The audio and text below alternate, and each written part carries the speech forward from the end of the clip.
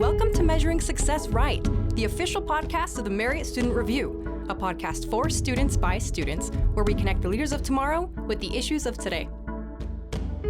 Experience design is defined by Professors Jay Rossman and Matthew Durden as the process of intentionally orchestrating experience elements to provide opportunities for participants to co-create and sustain interactions that lead to results desired by the participant and the designer.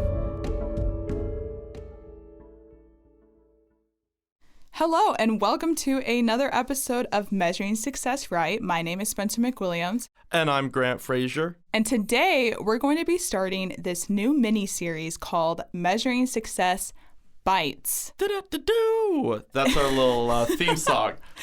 Yes, and it's a great one as well. So Measuring Success Bytes, we are basically going to be looking over the articles from the recent issue of the Marriott Student Review and give our commentary on them. They're great articles. If you haven't picked up an issue on campus, you totally should, or you can visit marriottstudentreview.org to read the articles from the recent issue. The article that we are going to be commenting on and reading on is titled Experience Design. What is it and how can it benefit you? And it is written by a student named Melissa Brown. And I am very excited about this because, as a business student, this is one of the fun, fresh, new things that is, emerging in the business world. It's really only been talked about for the last 10 years. So I'm super excited to read through this with you. Oh, yeah. And I actually took an experience design class. Ooh. It's a general, actually. I forget for which general it's for, but it is EXDM 300. Nice. And it's called Creating a Good Life. So if you haven't taken that class, if it feels a general, you totally should, because it taught me a lot about experience design. And like Grant said, it is an emerging, what would you call that? It's an emerging... It's just a new discipline or new way of looking at a business or how to, make it successful. So what did you do in the Creating a Good Life class? What was the core of it? So it's just like what the title of the class is. It's it's how to create a good life. And when I went into it, I didn't really have any expectations. I was just like, okay, I just need a general field, and this looks way more fun than all of the other classes or all of the other options there were. Mm-hmm. So basically in the class, we went through a lot of different studies, especially in the psychology department, positive psychology. Yes. That was a big thing that we talked about in there. And, I was expecting, since it was a business class, that we would be talking on the business side of things, but it established a good foundation of happiness and how to implement that into your personal life. And it touched a little bit on how to create good experiences if you were to go into the experience design management major. But if you were not an experience design major, it was just really good. I think I teared up a lot during that class, honestly. Wow. It made me rethink, my life and how I can facilitate a lot more happiness and what really made me happy, So wow, experience design allows us to dig deep, It seems like that was a beneficial experience for you. Yeah. So reading this article by Melissa was really cool because I was able to see just a lot of what I learned in that class be implemented into the business world, and I guess we can call it a business discipline now. Mm-hmm. Experience design is defined by Professors Jay Rossman and Matthew Durden as the process of intentionally orchestrating experience elements to provide opportunities for participants to co-create and sustain interactions that lead to results desired by the participant and the designer. Melissa also gives a really good example called the birthday cake example that gives us that shows us what experience design can look like in a more, everyday setting. Gives us an easier definition than the one from the two professors, yes. Right in their academic papers. But yeah, so I'm ready to hear the cake example. The way customers shop today is shifting. They are looking for more involvement with companies, and they want a story about the product and company they are choosing. Consumers are also looking for ways to make their lives easier. For example, think about a mother who wants to bake a birthday cake for her child. One option she has is to buy all the ingredients needed and make a cake from scratch. Another option is to buy a cake mix and mix in just a few more ingredients herself before putting it all in the oven. A third option is to go to the store and purchase a pre-made cake to have at the birthday party. Lastly, there's another option that is becoming increasingly popular. To go to a location such as Chuck E. Cheese, which can provide not only a cake, but also a fully planned and themed party. See, that's a really cool definition, and I think explains it very well. And as like an economics nerd, I really love that because it's just kind of like the progression of how like goods just change over time. It's like eventually people want more than the cake mix, and so they can go just get the pre-made cake. And eventually, even that's not enough, and so then you get the themed experiences, and it feels like in a lot of areas in the economy, like that type of thing is happening more and more now. Yeah, I don't know. I can't think of an example off the top of my head. It makes you think like what could happen beyond that, or is that our stopping ground? You know? Yeah, I don't know. Chuck E. Cheese is pretty. I mean, it's still pretty cool now. It was really cool when I was a kid. I don't know how popular it is now with the children, but yeah.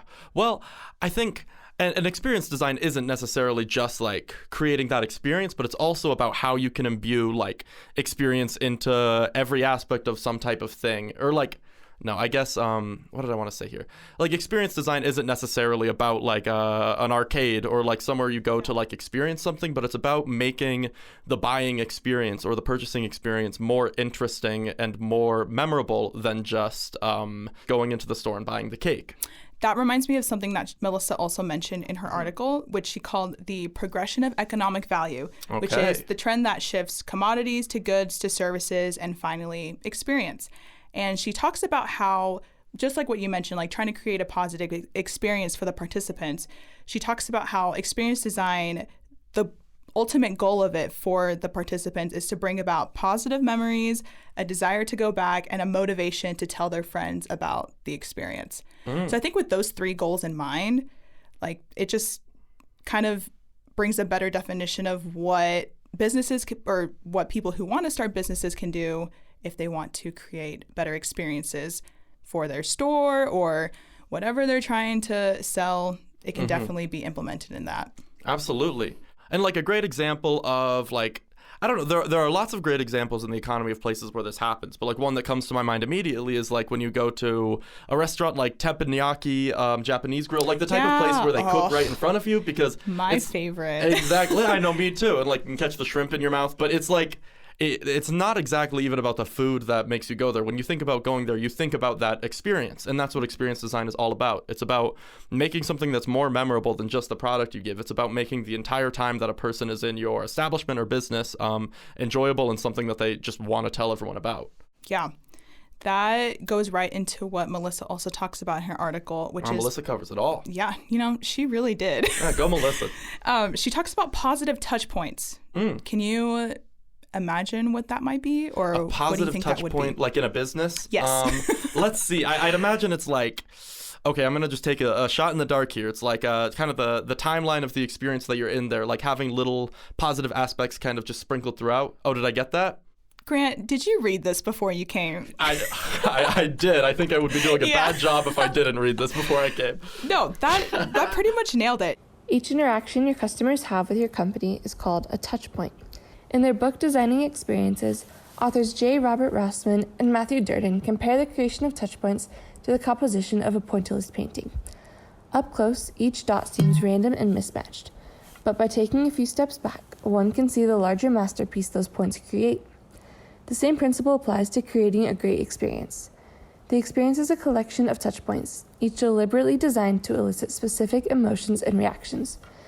An experience designer must give attention to the details of these touch points in the same way pointillist artists give specific care to each of their painted points. This made me think of I think the most grand experience design company, Disney. Yes, they are like mentioned in I think every experience design class. Yeah. Just how like Disneyland, Disney World is like the one that just does it better than anybody else. Yes, and I recently went to Disney World this past January. Yeah. Did you notice any positive touch points in your experience there? Any small little details? Yes, I noticed a ton. Well, I think reading this and then thinking about my Disney World experience, because that was my first time at Disney World. I've been to Disneyland, but I feel like Disney World's just a whole other experience. But again, they're both kind of the same since they're under Disney. I think if you go to you know how Disney World has different theme parks, right? So every theme park, they have their employees, which they call cast members. And what's really cool is that in every park, the cast members, they're employees, but they play the part of whatever park they're in. So we were at Galaxy's Edge, the new Star Wars land. And it's so funny. The cast members in Galaxy's Edge, they would talk to us as if, we were immersed in the actual Star Wars world. So they would say some kind of greeting that so fun. I forgot what the greeting was, but they would tell you things like as if you were actually in Star Wars. And, the way that they spoke to us and interacted with us just made us feel like, I don't know, kind of like main character energy. Yeah. I really main character energy, exactly. It's like you're part of the movie. Yeah, just me and my husband holding our little blue milk, and we're like, wow, like we are in Star Wars. So that was definitely a little detail that made me think of just how Disney is able to make such a magical experience, not only for just little children, but also for adults. And something else I learned about Disney World and Disneyland too, I think, is that they also have, or they used to have, a hidden like trading card game that you could play all over the park, as if the rides weren't enough. Yeah, that's insane. There's always like I feel like you always hear little stories or secrets about Disney, and it's just like part of the mystery, and it makes it just so much more exciting too, That's the magic. Yeah, the trading card game, you go to I forget which land it is. It's by the Pirates of the Caribbean ride. Okay. But there's like a little post that you can get trading cards, and then all over the park there's just little, and it's signified by this, I forget what it's called, but you're able to trade cards with other people at the park that are playing, and there's some way that you can tell that other people are playing, and you go to different screens that are hidden all over the park that tell you, I don't know, you would have to, if you haven't heard about this, you guys need to look it up, because it's really interesting how Disney's able just to include that with all the other amazing fun things that you can do there. Yeah, they just add in a lot of different elements to make it like something like appealing for everybody, and also like just a complex experience that there's always like something new to do, Yeah. Something that I noticed, or like I'm reading this book called Happy City by Charles Montgomery, and it's kind of like a book about urban design and like how to make walkable cities and how to make like cities that are enjoyable for everyone. And he starts off the book talking like at length about Disneyland. And so there are like a couple things, like when you walk through Disneyland, the first thing you go through is Main Street, USA, which is like a little model town of like old-timey Los Angeles. And it's actually, like, there's a lot of tiny details that people don't notice, but like, for example, around the holidays, they have like they have little like air fresheners all over the park that make it smell like gingerbread. So like when you walk around, it just faintly kind of feels like it's the holidays. And the one thing that I think is really interesting is like they have these buildings all around, and you can like go and explore all of them, but they're actually built to like 7/8 scale, and that was like by design. Like they are meant to, like the first floor of the building is a normal height, but as they go up, like each floor gets progressively smaller, and it creates like a forced perspective. So when you look up, it looks like you're looking at these tall buildings, but at the same time, they're like not looming or daunting or make you feel like you are overwhelmed by like the cityscape. So you get this like feeling that you are in a real full-size city, but it's a little bit smaller than it should be. And the castle itself, like the main Disney castle, is also much smaller than it looks from a distance, and that's because like they use all of these different elements and like tricks of perspective to make it seem like you are really part of this world. It's just a very interesting thing that they do, and like Disney is the expert in this, and it's why everybody loves Disneyland and Disney World. It's like unparalleled. That is crazy about the forced perspective thing. Now it makes me, whenever I go back, I'm definitely going to try to notice that and think, I see what you're doing there, Disney. We notice what you're doing, Walt Disney. It's interesting that you pull that up, because when you say that does help guests feel like that they are in a different world, it's, like I said, it gives off main character energy, and that is exactly what Disney is trying to do. I read this article that they interviewed he's an architectural historian, but he also wrote the book called Walt Disney's Disneyland. And he said about the architecture of Disney and just the way that they designed the whole experience, that you're not only experiencing someone guiding you through the story, but you're the main character. And if you've ever been on the ride, you know that you really do feel like the main character. And so I really think that does touch on what Melissa explains about the goal of experience design and how it's supposed to bring positive memories, which I'm sure it has for many people, a desire to go back, me all the time, and a motivation to tell others about their experience. And it's very interesting because, like, when you think about Disneyland, they don't necessarily even have the best roller coasters of any park in the country. You know, like definitely not. Yeah, definitely not. But like, there are, like, even in California, there are other places you could go with like with way better roller coasters. But Disney doesn't care about that. They care about making a theme park that is like memorable rather than one that has the tallest roller coaster. And I think it's a good example for like other businesses as well, that it's not always about doing the most, but about making your customers feel or create the most memories. Yeah. And that's experience design. That is experience design. Another thing that Melissa talks about as a really critical touch point is the use of emotion. One critical key to touchpoints is the use of emotions.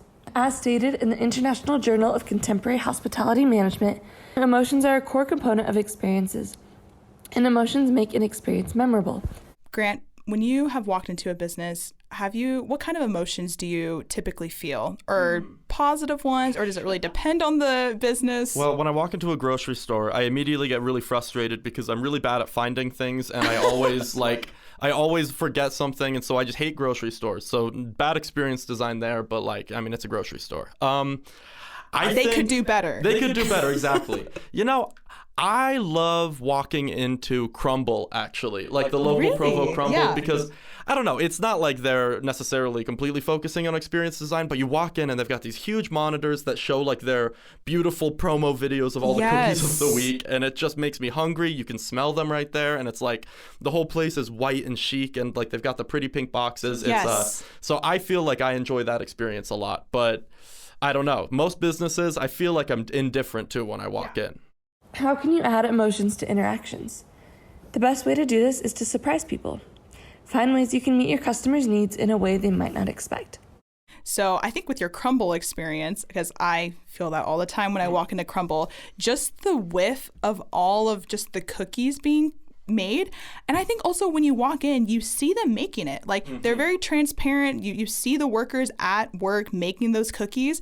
And that's a little bit of an element of surprise, because when you walk into places, you don't you don't always see the person making the thing, which, you know, can be a little sketchy sometimes depending on the place you go. But I definitely think that's a really good element of surprise that makes me feel like, oh, like, if they're okay showing me how they're making their cookies, I'm okay eating them, and they're so good. So the surprise is interesting because I went to get a haircut the other day, and I usually, like, I'm just a guy. I usually go to Great Clips because like I never cared that much about my hair, but I was recently told that I should try maybe going to like a real hair salon, and I went to a hair salon in Orem, and I walked in, and like immediately they asked if I wanted a drink, and I got like an ice cold lemonade while I waited for my haircut. It was very fancy, and then like, I mean, it was a salon, so I got like the full like hair treatment, the shampoo and stuff, and I was like, okay, well, I'm never going back to Great Clips, you know. And I think like just the little elements that they're able to add in there makes it an enjoyable like experience. Again, it's not like I'm just going in, getting my hair cut, and then I'm sad afterward because it doesn't look good. It's like I get the whole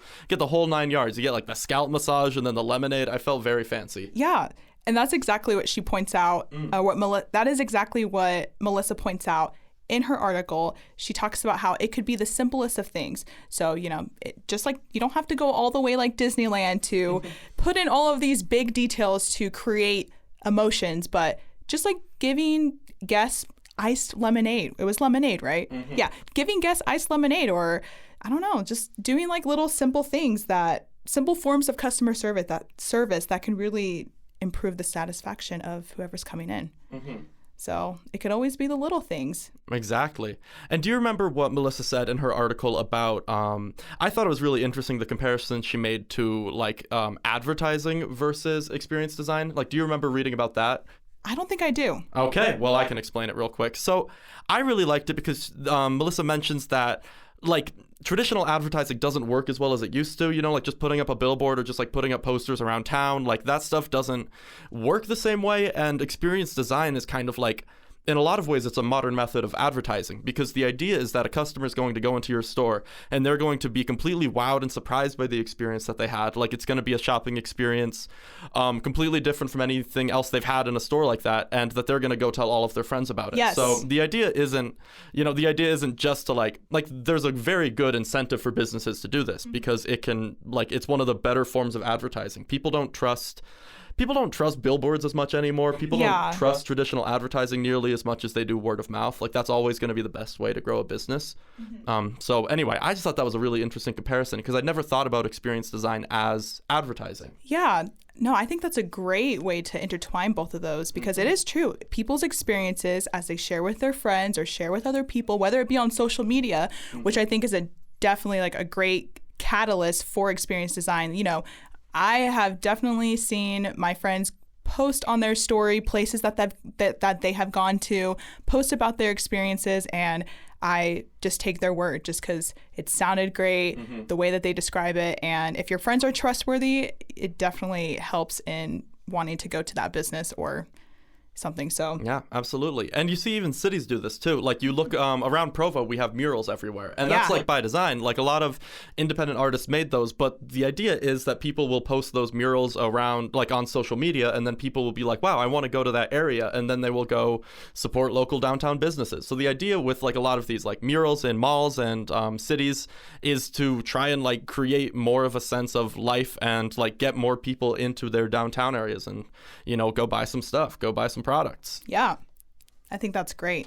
So another thing that Melissa talks about that towards the end of her article, as she kind of wraps up trying to talk about how we can do this as business students or just as students in general, she talks about how it's important that businesses need to stay connected with their customers. And like we've mentioned, in order to do that, you have to implement really good experience design, but you also need to keep up with trends. Yes. Ooh, I'm not good at following. I don't know. I'm not good at keeping up with the trends. I feel like a grandpa sometimes. Anyway.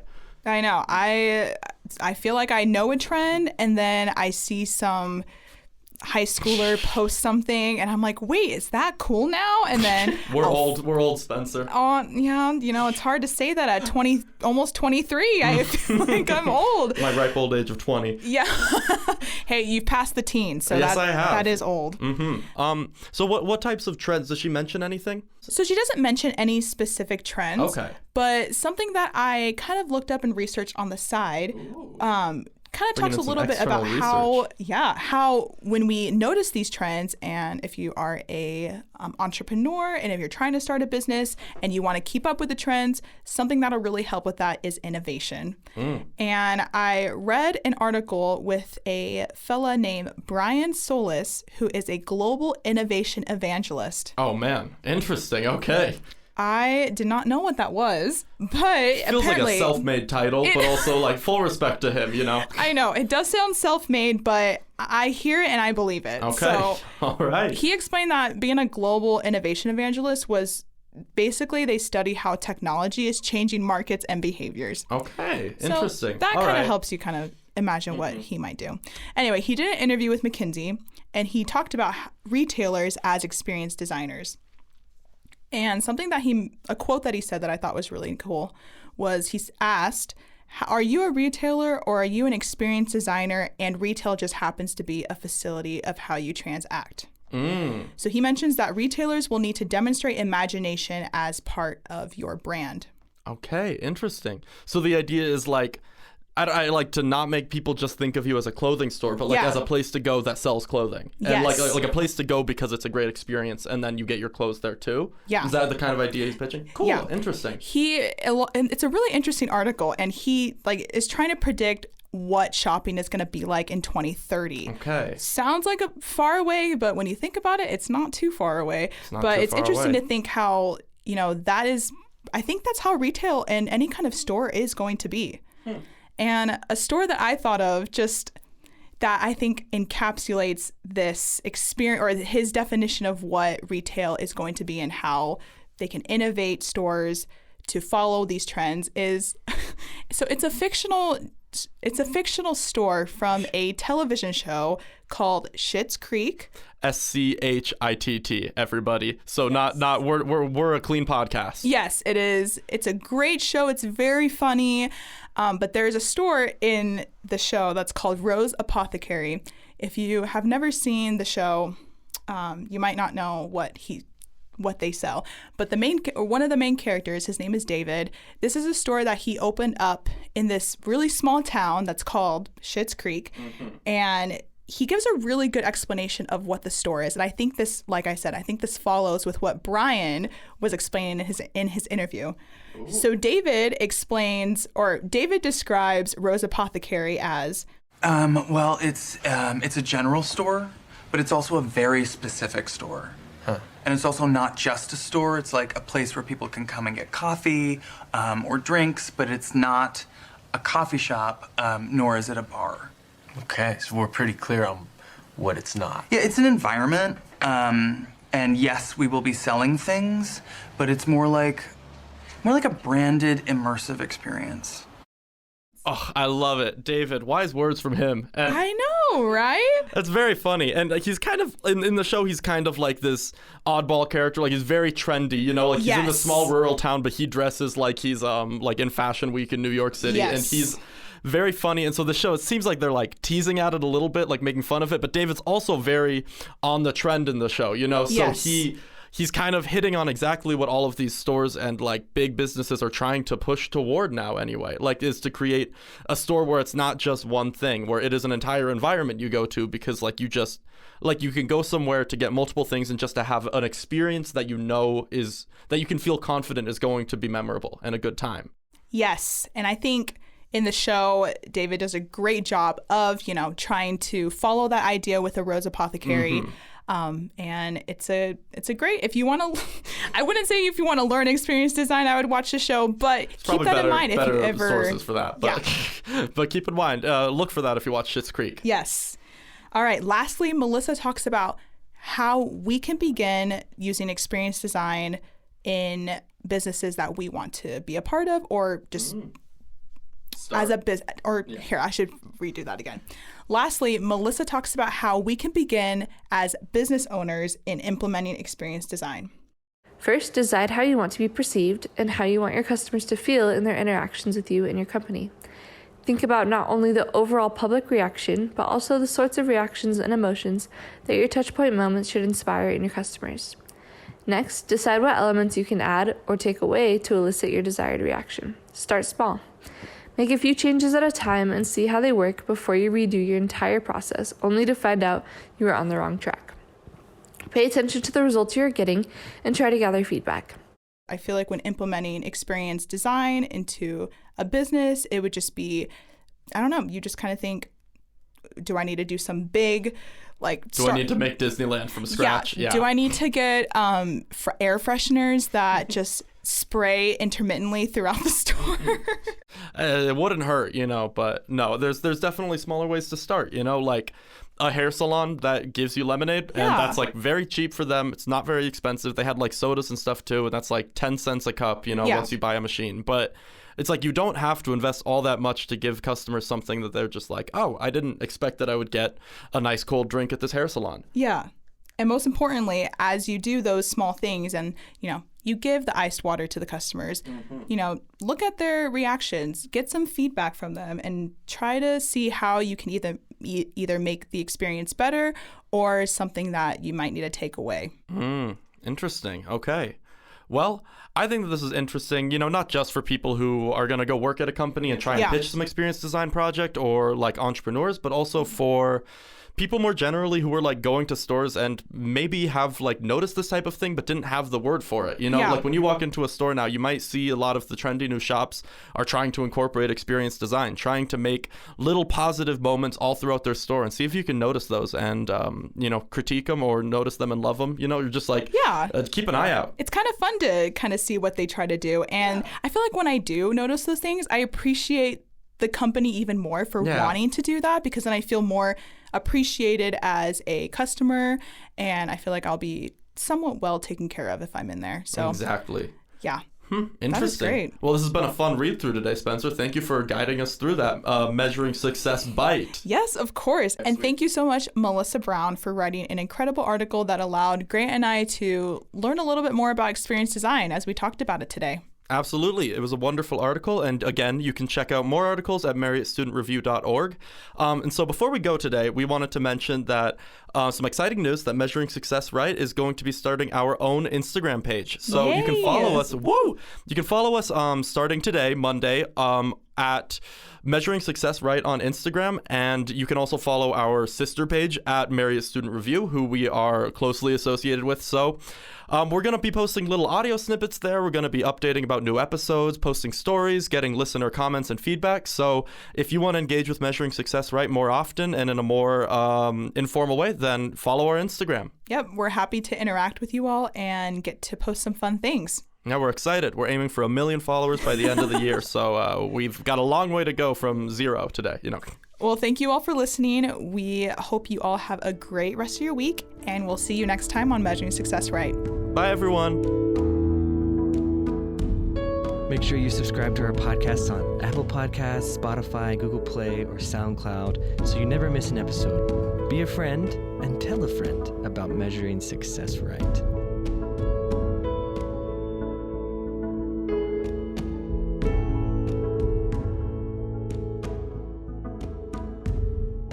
This podcast is a project of the Marriott Student Review at Brigham Young University. You can find us on Instagram, Twitter, and Facebook at Marriott Student Review or online at marriottstudentreview.org.